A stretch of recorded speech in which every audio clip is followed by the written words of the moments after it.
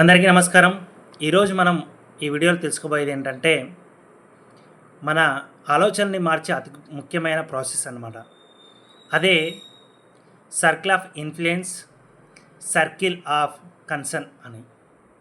ఇది 7 habits highly effective people అనే పుస్తకంలో కూడా మనకు కనిపిస్తుంది. సర్కిల్ ఆఫ్ ఇన్ఫ్లుయెన్స్ అంటే మనం ప్రభావితం చేసే అంశాలు. ఉదాహరణకి మన ఆలోచనలు, మన మాటలు, మన చేతలు, మన భావాలు, ఇలాంటివన్నీ మనం ఇన్ఫ్లుయెన్స్ అంటే మనం ప్రభావితం చేసేవి అని అర్థం.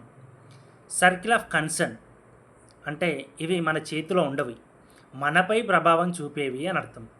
ఉదాహరణకి వర్షం పడడం కావచ్చు, ఇతరుల యొక్క ప్రవర్తన కావచ్చు, ఇతరుల యొక్క మాటలు కావచ్చు, బయటి నుంచి వచ్చే ఏ అంశమైనా సర్కిల్ ఆఫ్ కన్సర్న్గా మారుతుంది. ఎవరైతే సర్కిల్ ఆఫ్ ఇన్ఫ్లుయెన్స్ పైన పనిచేస్తారో వాళ్ళు సక్సెస్ అవుతారు. మరి మీరు దేనిపై వర్క్ చేస్తున్నారు? కామెంట్ చేయండి. Thank you.